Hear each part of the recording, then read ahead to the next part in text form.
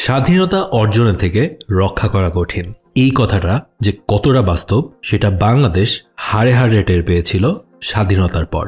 70-এর দশকে স্বাধীনতার পরপরই বিচ্ছিন্নতাবাদী একটা গোষ্ঠী এই স্বাধীন দেশের পার্বত্য এলাকায় নৈরাজ্য ও বিশৃঙ্খলা সৃষ্টির চেষ্টা করেছিল।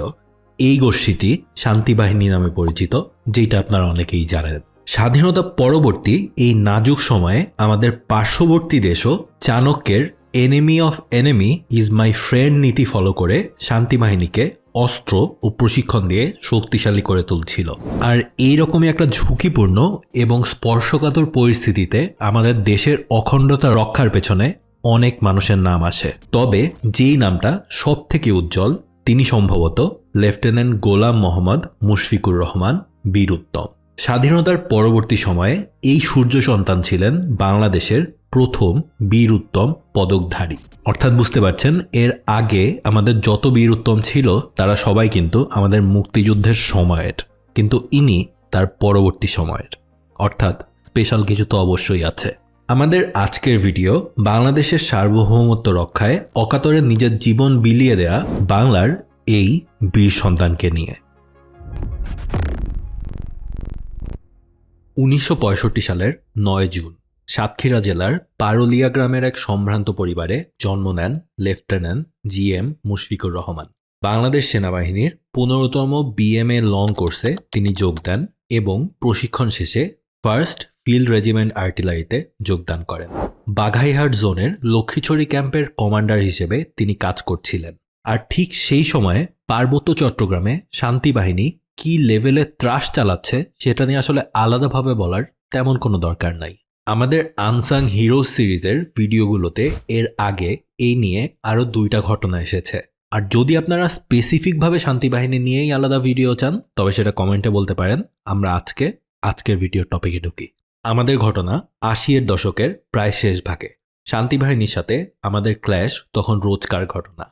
তবে ততদিনে বাংলাদেশ সেনাবাহিনী বুঝে নিয়েছিল যে ডেভিলস গেমে ডেভিলকে হারাতে হলে তার মতো করেই গেম খেলতে হবে। পাহাড়ের দুর্গম এলাকায় ট্র্যাডিশনাল মিলিটারি ট্যাকটিক্স কাজ করবে না। পাকিস্তান যেই কারণে বাংলাদেশে মার খেয়েছে, আমেরিকাও যেই কারণে ভিয়েতনামে মার খেয়েছে, আমরাও সেই রকমই মার খেতাম যদি ট্র্যাডিশনাল পথে হাঁটতাম। আর এই কারণেই বাংলাদেশ সেনাবাহিনীর ট্যাকটিক্সটা ছিল মোট 3টা লেয়ারের, যার মধ্যে প্রথম লেয়ারটাই হচ্ছে ইনফরমেশন। পাহাড়ের জায়গায় জায়গায় আমাদের ইনফরম্যান্ট রাখা থাকতো, যারা ওই জোনের জোন কমান্ডারদের কাছে বা অন্য কোনো দায়িত্বপ্রাপ্ত সেনা গোয়েন্দাদের কাছে তথ্য নিয়ে আসতো।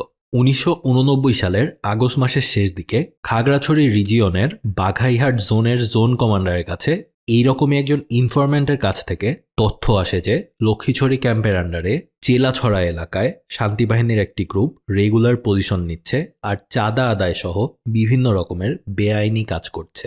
এই সোর্সের ওপর বেস করেই এরপর আরও ডিটেইলড খবর নেওয়া হয়। মিলিটারি অ্যানালাইসিসের পর ডিসিশন আসে যে এখানে বড় ফোর্স পাঠালে আসলে কোনো লাভ হবে না।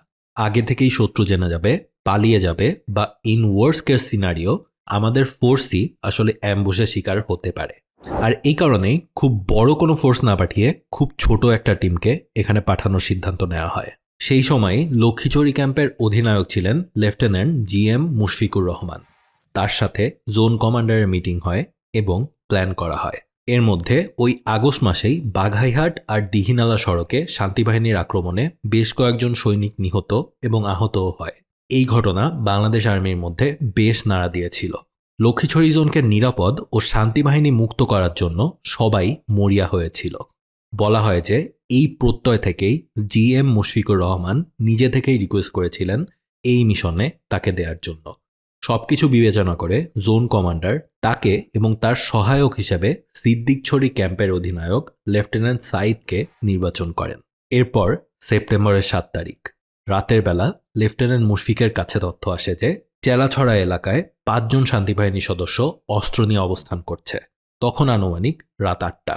1 ঘন্টার মধ্যেই লক্ষ্মীছড়ি ক্যাম্পে 17 জনের একটা টিম রেডি করা হয়। Party commander lieutenant Mushfiqur Rahman পুরো প্ল্যান নিয়ে একটা ব্রিফ দেন এবং ব্রিফ শেষে রাত 10টা 15-এর দিকে গাইড সহ টোটাল 18 জনের টিম যাত্রা শুরু করে।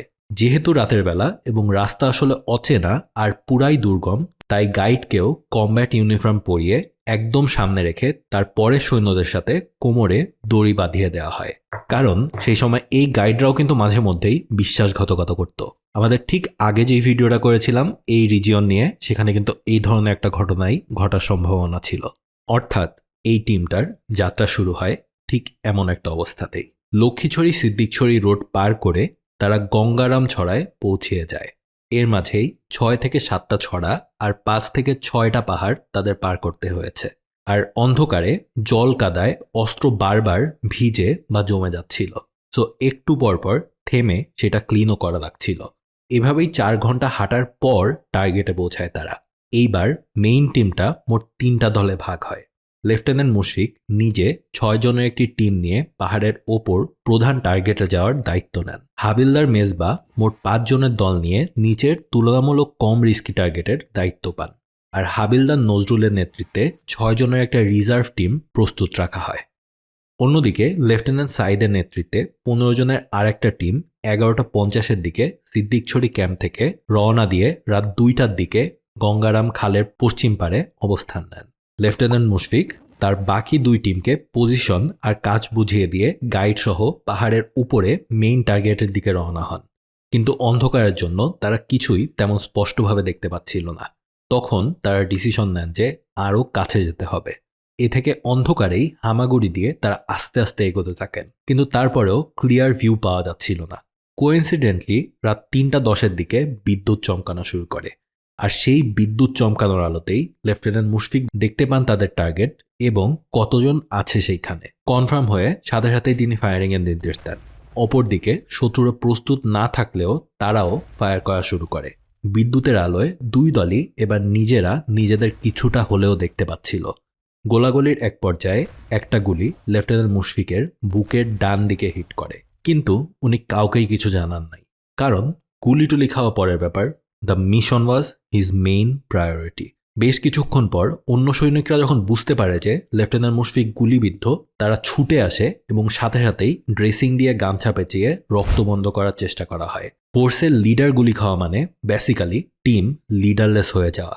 এইটা লেফটেন্যান্ট মুশফিক নিজেও জানতেন, আর জানতেন বলেই তিনি কাউকে বুঝতে দিতে যাচ্ছিলেন না মোটেও।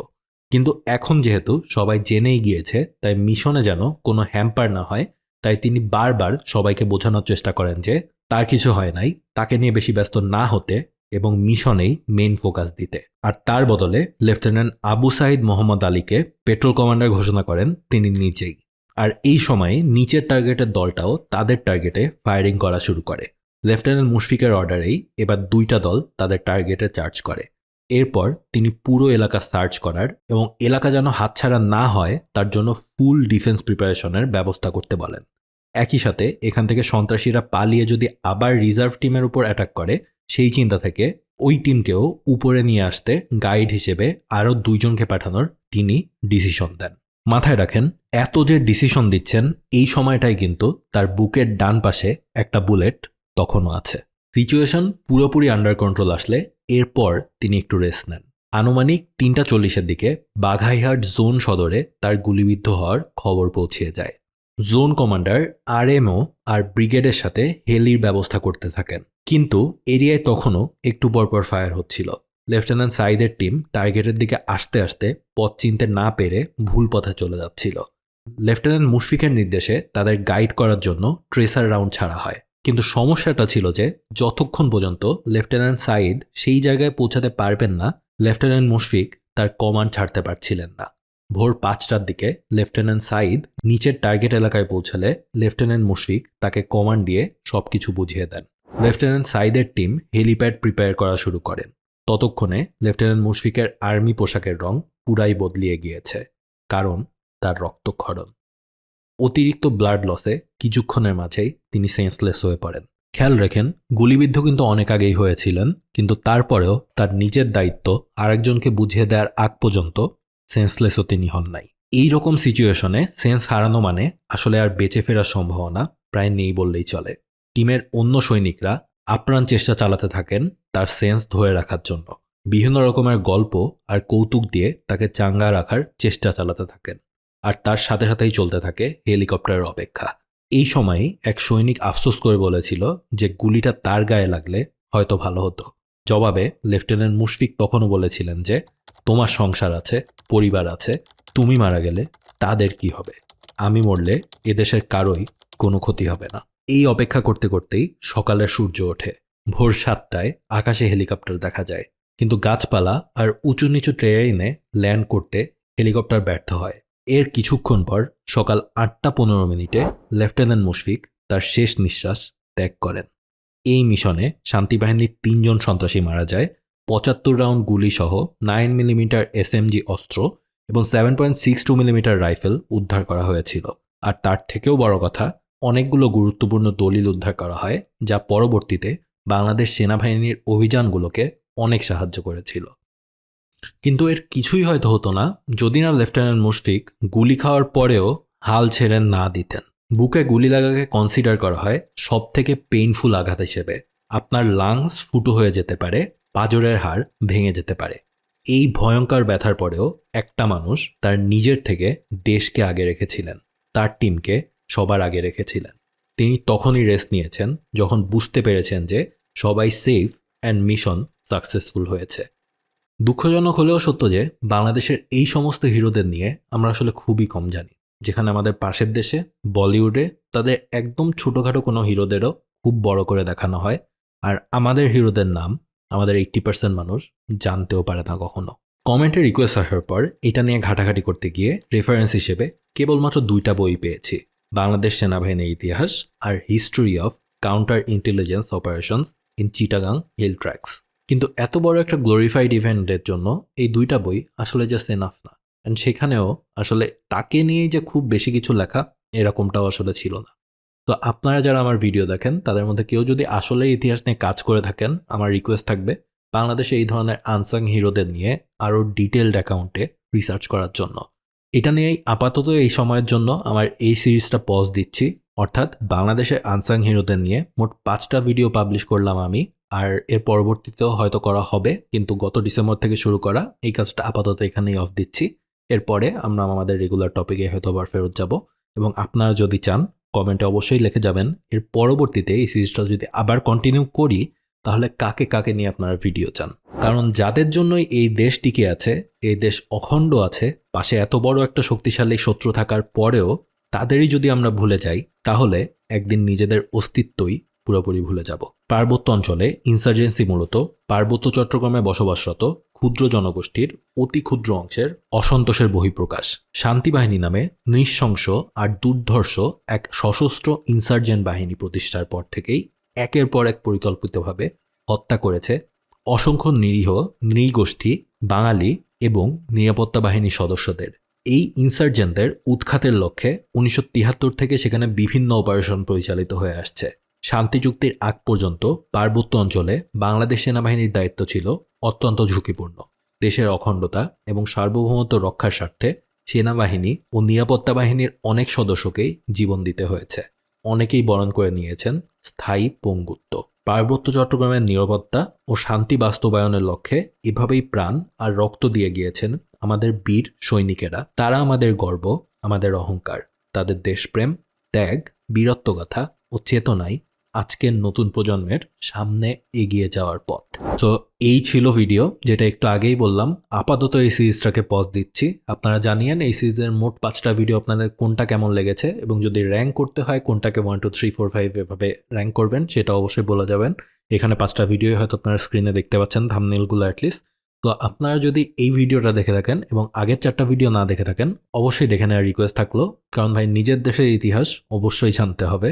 নিজের দেশের ইতিহাস জানার আনফরচুনেটলি আমাদের খুব বেশি মাধ্যম নাই। আমার এই সিরিজটা যদি অল্প কিছু মানুষকেও জানাতে পারে সেটা আমার জন্য অনেক হয়ে থাকবে। তো that's all for today. As usual, until my next upload, have a good week.